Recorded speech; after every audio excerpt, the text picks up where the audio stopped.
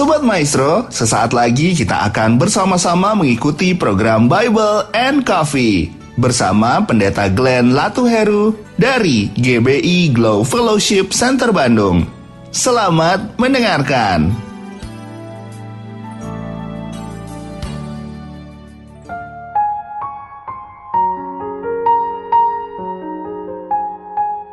Shalom saudara yang dikasih dalam Tuhan, haleluya.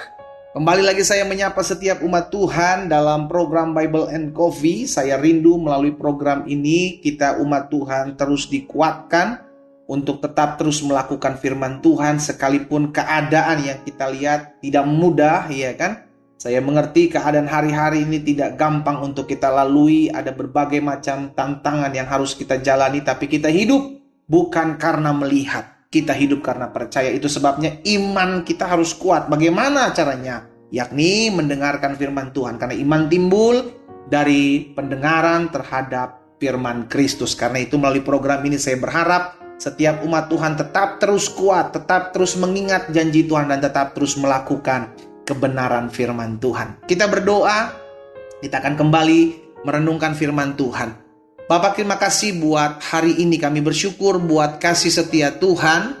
Kami bersyukur buat anugerah Tuhan dalam kehidupan kami. Tuhanlah yang memampukan kami untuk tetap terus bertahan menghadapi setiap badai kehidupan. Tuhanlah yang memampukan kami untuk tetap terus kuat menghadapi setiap tantangan yang ada. Itu sebabnya hari ini kembali kami rindu untuk mendengarkan firman Tuhan. Di dalam nama Tuhan Yesus yang menuntun dan mengarahkan kami buka hati kami untuk mendengarkan firman-Mu. Di dalam nama Tuhan Yesus Kristus kami berdoa. Haleluya. Amin, amin. Puji Tuhan. Nah, saudara dikasih dalam Tuhan, hari ini kita sudah ada di bulan yang baru.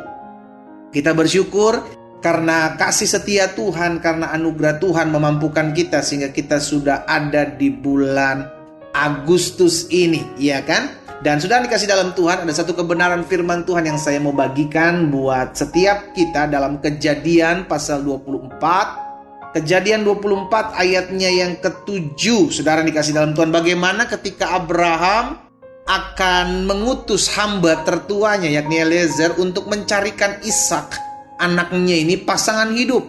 Dalam Kejadian 24 ayat 7 tuh Abraham bilang begini, Tuhan Allah yang empunya langit dan yang telah memanggil aku dari rumah ayahku serta dari negeri sanak saudaraku, dan yang telah berfirman kepadaku serta yang bersumpah kepadaku demikian, kepada keturunan mula akan kuberikan negeri ini.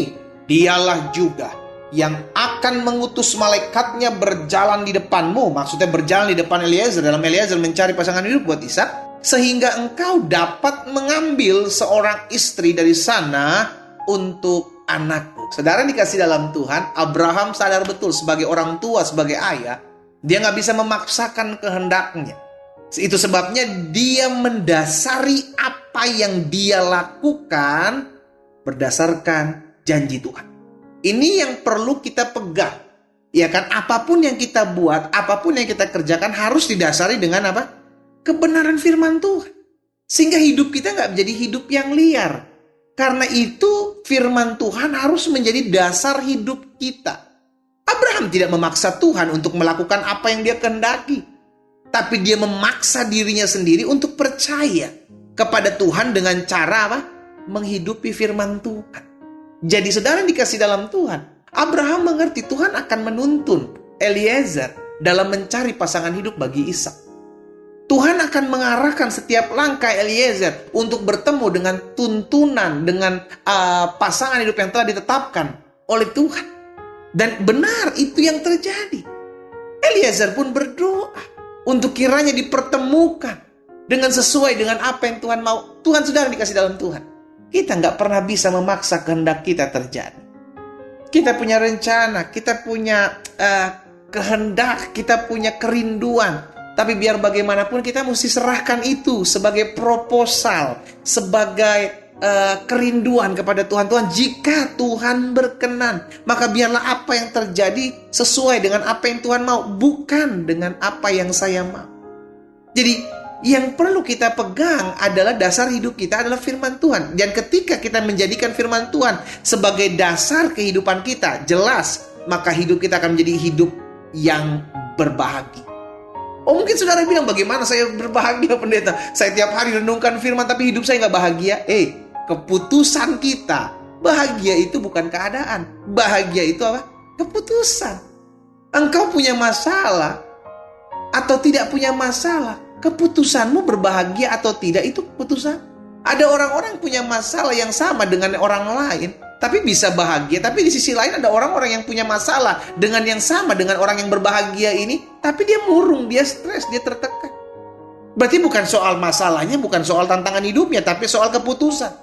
Tapi firman Tuhan mengajak setiap kita dalam Yesaya 48 ayat 18, sudah dikasih dalam Tuhan. Sekiranya engkau memperhatikan perintah-perintahku, maka damai sejahteramu seperti sungai tidak pernah kering. Kebahagiaanmu akan terus berlimpah seperti gelombang-gelombang laut yang tidak akan pernah berhenti.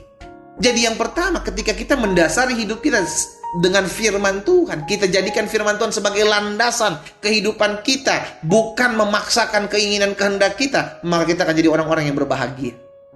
Dan ingat, kebahagiaan bukanlah sebuah keadaan.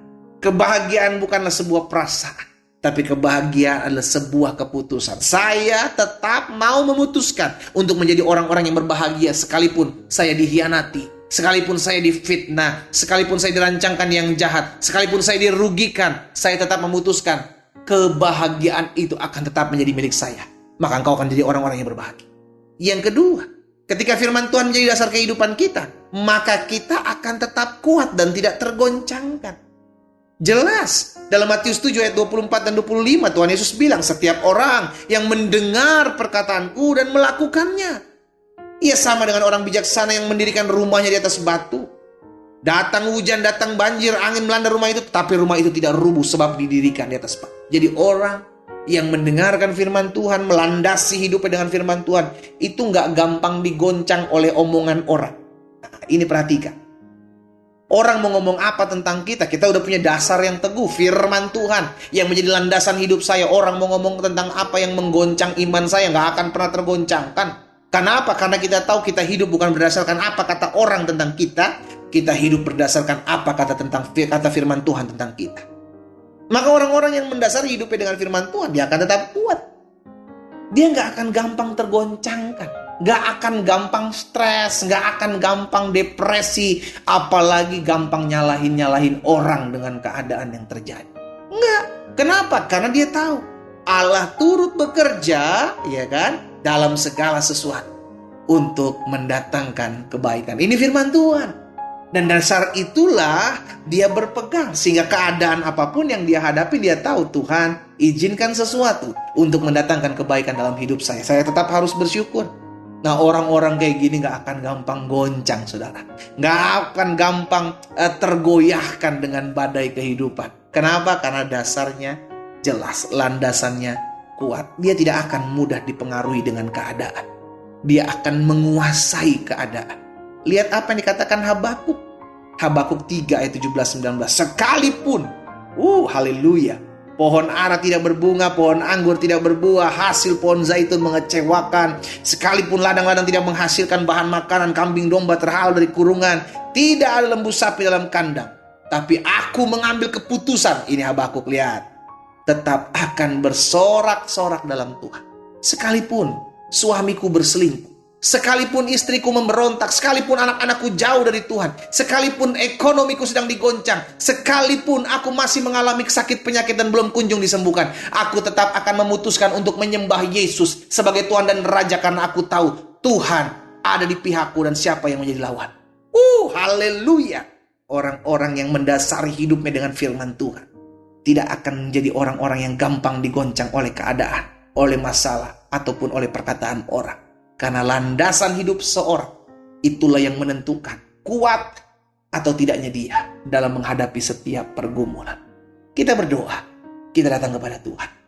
Bapa, dalam nama Yesus, hari ini kami belajar untuk mendasari hidup kami dengan firman Tuhan, sehingga kami tidak memaksakan kehendak kami, tapi kami memaksakan diri kami untuk mengikuti apa yang menjadi kehendak Tuhan. Kami sudah mendengarkan firman-Mu, Roh Kudus mampukan kami. Kami berdoa sehingga kuasa Tuhan terus menaungi kami, memampukan kami untuk kami boleh menjadi pelaku-pelaku firman-Mu. Hamba berdoa juga buat yang sakit, Tuhan jamah dan sembuhkan. Allah dengan belas kasihan memulihkan mereka. Mereka yang berbeban berat, mereka yang memerlukan pertolongan. Dari sorga, turun pertolongan buat setiap mereka yang berharap dan berserah pada Tuhan. Di dalam nama Tuhan Yesus, kami berdoa. Haleluya. Amin.